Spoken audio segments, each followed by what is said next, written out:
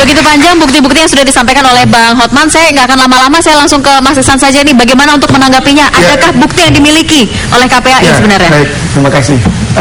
Yang pertama, saya ingin menjelaskan bahwa ada dua perspektif dalam kasus ini.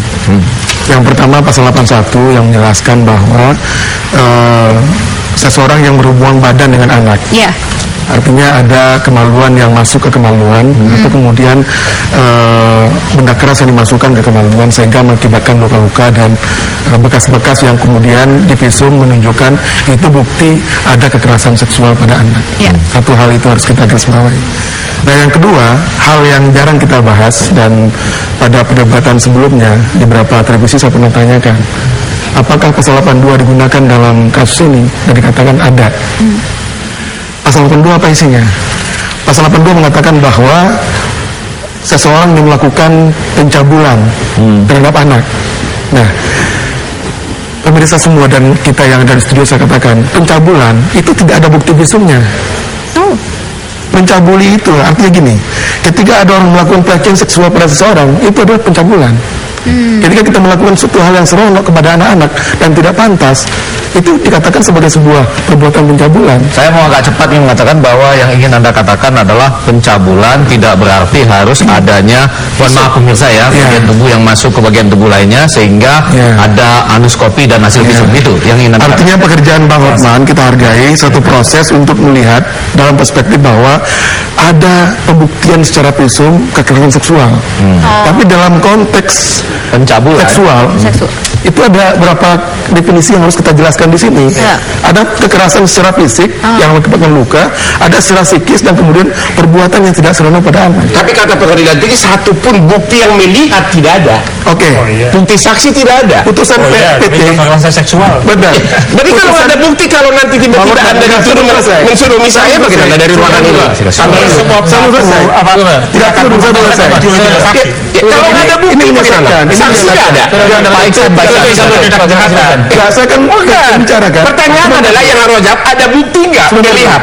Ada bukti nggak melihat bahwa dia pelakunya? Saya bicara. Pengadilan tinggi mengatakan, dari 3 majelis hakim itu ada perbedaan pendapat yang mengatakan bahwa kesaksian dari korban saksi itu ada yang mengatakan, 2 hakim mengatakan tidak bisa diterima karena tidak di bawah sumpah. Kemudian 1 hakim mengatakan itu seharusnya dipertimbangkan dan dia disetting opinion dengan 2 hakim berikutnya. Ada 4 hakim, kamu salah. Ada 2 kasus, ada 4 hakim. Dengar dulu. Ya. Nah, yang saya tahu itu bahwa kemudian yang dipersoalkan itu bukan pada persoalan pembuktiannya. Yang dipersoalkan itu bahwa saksi yang menjelaskan ini saksi korban, yang usianya baru masih TK. Nah, pertanyaan hakim, apakah penjelasan dari anak-anak ini bisa kita bawa ke pengadilan? Nah, dalam berbagai ilmu penyidikan dan kemudian pemeriksaan terhadap saksi korban, satu hal yang harus kita ketahui bahwa pemeriksaan terhadap korban kekerasan seksual khususnya pada anak itu berbeda dengan orang dewasa. Baik. Kalau dikatakan bahwa dia di bawah sumpah yang kemudian ada yang melihat menyaksikan, pertanyaannya itu kapan bisa dilakukan? Nah, maka oleh karena itu penyidik kemudian jaksa kasus anak itu sangat progresif.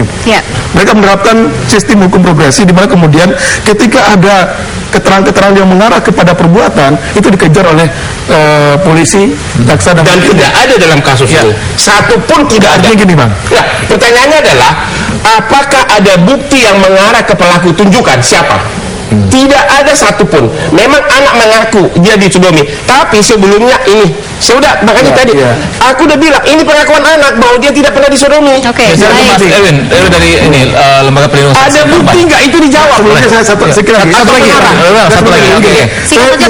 Ada hal yang sangat penting sebetulnya di luar bicara sangat teknis ini.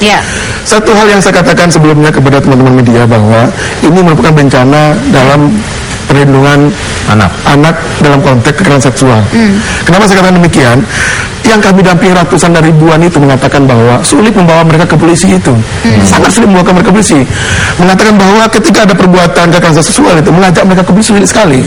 Ketika mereka sampai ke polisi, kita harus proses dengan baik. Ketika mereka sampai ke pengadilan, itu harus dijaga dengan baik. Apakah Anda tahu sebentar dulu. Dia minta $40 juta dengan sebentar dulu. Jangan mengalihkan opini dulu. Dengar dulu. Ibu itu meminta sampai 5 kali harus lihat kasih saya $13,5 juta. Saya cabut ini semua. Saya lepas dari itu semua. Anda harusnya KPK tidak dengan itu. Saya tidak. Sedikit tambah ya. Sebentar, jadi Pak Iksan kesempatan. Jadi gini, ketika di kepolisian kita semua fokus mengawal kasus ini, bahwa jangan sampai mentah di pengadilan. Semua bekerja dengan luar biasa. Nah, ketika kemudian masuk ke pengadilan, semua mata melihat. Kita melihat dalam perspektif korban bahwa ada orang yang kebetulan betul-betul mengalami situasi yang sangat buruk dengan situasi ini. Sehingga kemudian di PN itu, di pemeriksaan semua, jelas terbukti bahwa itu pelaku adalah yang bersangkutan.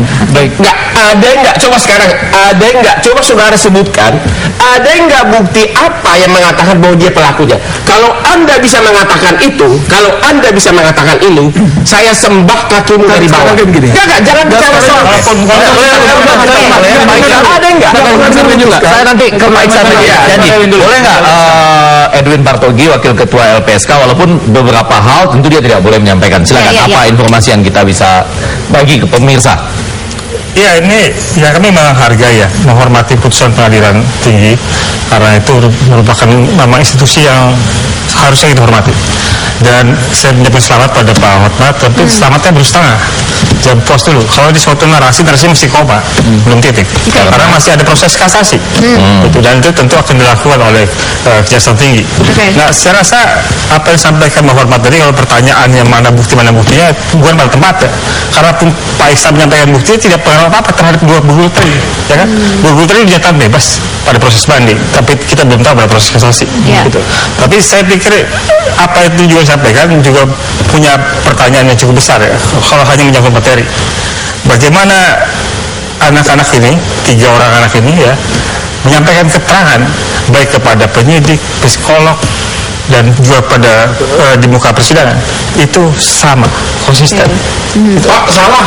Ini benar-benar dia mengatakan kita mau bicara data, kita bicara soal keterangan saya tahu ya. Mengatakan saya bahwa mereka punya keterangan dan di psikolog, di penyidik maupun di keterangan hakim itu konsisten. Tidak bisa salah. Kalau mereka mengalami perbedaan itu, berarti mereka direkayasa. Ini tanda-tanda dari kalau kita mengatakan atau menyatakan bahwa mereka itu satu rekayasa. Pak Edwin Partogi mengatakan keterangan di depan psikolog, penyidik dan persidangan. Ini di depan siapa, Pak? Penyidik, psikolog, ibunya di bawah sumpah. Itu siapa yang keterangan? Aduh, kamu itu ibunya, Bu. Makanya kamu tidak tahu ini Alex sama ibunya. Dengan ibunya. Alex ini Mas. Agak. Aduh, Bapak ini bagaimana kamu anak Bapak yang dinyatakan itu kita benar apa enggak saat itu ya? Karena memang kedua guru justus sudah bebas, dan kita kasasi aja. Bapak nggak boleh bisa. Jangan Pak Hoto menganggap bahwa semuanya sudah selesai. Saya kasih bukti, enggak ada. Bapak jawab dulu, saya kasih bukti. Coba saya tidak mau menguji itu, karena bukan saya posisi hakim. Jangan ngomong kalau nggak tahu. Nggak bisa begitu juga. Iya dong. Anda jangan bilang bukti. Saya kasih bukti, saya akan kasih bukti. Tidak bisa menyatakan posisi. Oke, baik, begini aja. Abang, tahan dulu bahwa ini Bapak bukti sudah ada, tapi pengadilan belum selesai. Oke, baik. Belum ada buktinya satu pun. Reza. Saya mau ke Mas Reza terlebih dahulu. Belum masak. Saya mengajak Anda membantah bukti, tapi tidak ada buktimu. Bagaimana kalau istrimu diperkosa orang yang dituduh? Baik. Tidak ada pengaruhnya bagi kasasi. Kalian itu hanya menjabat makan gaji, tapi tidak bertanggung jawab atas tugasnya. Siap. Oke. Ini saya kasih nih. Baik. Saya mohon hormati forum ini, bahwa Bapak saya mohon hormati sekali lagi forum ini. Rizka di sana, Rizka. Saya ke Pak Reza dahulu. Ditangkap ada etika lah di sini. Anda tidak beretika karena Anda tidak mau membantah bukti. Anda ini tidak beretika. Tadi kan saya kan benar. Bagaimana Anda menuduh orang, tapi Anda saya kasih bukti, Anda nggak mau terima. Kalau ada bukti, tidak ada bukti. Bang. Saya kan sudah benar menyatakan bahwa abang punya bukti sudah diperlihatkan. Mereka hanya mengatakan kasasi masih jalan. Itu aja, Bang. Oke. Silakan, Bang Reza. Mas Reza. Sebagai bapak dengan 4 orang anak, terus terang saya termasuk orang yang kaget luar biasa dan cenderung untuk percaya bahwa peristiwa kekerasan seksual di sekolah tersebut benar-benar terjadi. Tapi kemudian saya diminta untuk dilibatkan sebagai saksi ahli. Oh, terlibat dengan sebagai saksi ahli. Walaupun kemudian terkendala karena benturan waktu, jadi saya tidak hadir. Tapi saya sempat melihat berbagai macam bukti yang disodorkan kepada saya. Pada momen itulah, dalam serangkaian momen itu, akhirnya saya berbalik. Saya yakin bahwa sesungguhnya kekerasan seksual tidak terjadi, tidak dialami oleh anak-anak itu, tetapi kekerasan jenis lain yang sudah terjadi. Apa itu? Terutama sekali adalah barangkali kekerasan psikis dan kekerasan fisik.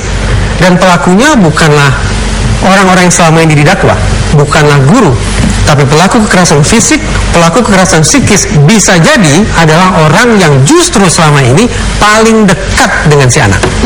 Saya khawatir dengan pernyataannya sebenarnya. Kenapa, Pak? Pernyataannya bisa menimbulkan revitalisasi, gitu loh. Victimisasi. Iya, revitalisasi.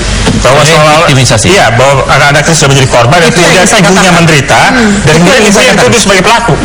Saya belum selesai. Ibu Dewi itu adalah korban pelecehan seksual menurut saksi fakta di persidangan. Ini yang saya katakan. Jadi dia paranoid. Sudah kita simpan, Bang, buktinya. Oke, Ini yang ingin saya katakan, bahwa anak itu bisa jadi sudah mengalami victimisasi, tetapi pelakunya bukanlah guru. Tetapi tadi saya katakan pelaku victimisasinya bisa jadi adalah orang dekat, orang yang punya akses untuk terus-menerus menginfiltrasi proses berpikir anak sehingga memunculkan memori sebagaimana yang diinginkan oleh si pelaku yang sesungguhnya. Ya, pertanyaan saya, Bang Raja. Ya, boleh. Apakah Bang Raja dalam harus observasi langsung nggak kepada saksi atau ibunya? Tidak, tapi saya sebut ini kan teori. Betul. Ini tanda tangan Ibu Dewi, 5 dokter Singapura. Anaknya normal. Ini semua tanda tangan dokter. Anda semua pengecut tidak berani tanggapin ini. Anda semua pengecut. Anda hanya mempertahankan jabatan. Ini dokter. Ini dokter. Ini jangan prospektif. Saya nggak bicara prospektif. Anda tahu apa? Anda kan bukan dokter. Ini tanda tangan Ibu Dewi. Aduh, kalian itu. Ini tanda tangan ibunya di hadapan dokter. 5 dokter spesialis. Bang, benar. Saya ingin mengatakan dalam satu perspektif ini bukti. Ya, oke, Bang. Dia nggak berani bantah satu pun. Dia bantah dari perspektif lain. Oke, Bang. Prospek analisa teori-teori pasal. Apa kaitan pasal ke sini? Nggak apa-apa.